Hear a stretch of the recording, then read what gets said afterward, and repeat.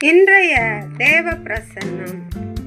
கர்த்தருக்கு பிரியமான தேவனுடைய பிள்ளைகளே, இந்த நாளில் இன்றைய தேவ பிரசன்னத்துக்குள் பிரவேசித்து கர்த்தருடைய வேத வசனங்களை நாம் தியானிப்போம். ஆமென். சங்கீதம் 59 அதிகாரம் 16 வசனம் 17 வசனம் ஆகிய வசனங்களை நாம் வாசிக்க கேட்போம். ஆமென். நானோ உம்முடைய வல்லமையை பாடி காலையிலே உம்முடைய கிருபையை மகிழ்ச்சியோடு புகழுவேன். எனக்கு நெருக்கமுண்டான நாளிலே நீர் எனக்கு தஞ்சமும் உயர்ந்த அடைக்கலமும் ஆனீர். என் பலனே உம்மை கீர்த்தனம் பண்ணுவேன். தேவன் எனக்கு உயர்ந்த அடைக்கலமும் கிருபையுள்ள என் தேவனுமாயிருக்கிறீர். ஆமென்.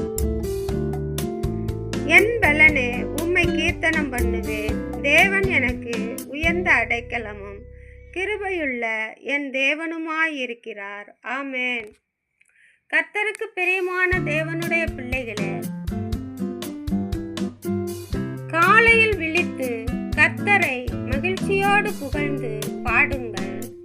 அப்படி பாடி துதிக்கிற பிள்ளைகளுக்கு கர்த்தர் நெருக்கம் உண்டாகும் நாளிலே கர்த்தர் உங்களுக்கு தஞ்சமும் அவர் உங்களுக்கு உயர்ந்த அடைக்கலமும் தருவார்.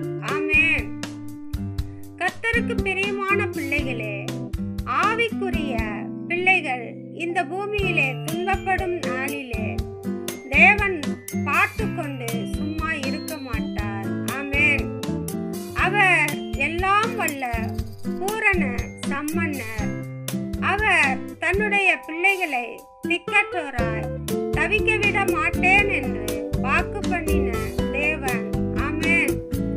கர்த்தருக்கு பிரியமான பிள்ளைகளே, நீங்கள் விசுவாசத்தோடு கேட்கிற யாவையும் கர்த்தராகிய இயேசு கிறிஸ்துவின் இடத்தில் கேட்டு பெற்றிக் கொள்ளுங்கள்.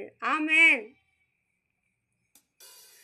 அவர் யாவையும் செய்து முடிக்க வல்லவராயிருக்கிறார். ஆமென்.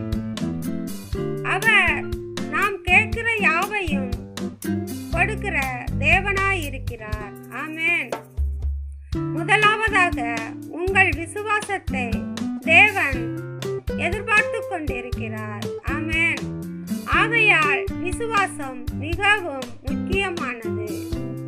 கர்த்தருடைய பிள்ளைகளே, காலையில் விழித்து சகலத்தையும் பார்க்க வைத்த தேவனுக்கு நன்றி சொல்லி மனதார பாடி கீர்த்தனம் பண்ணுங்கள்.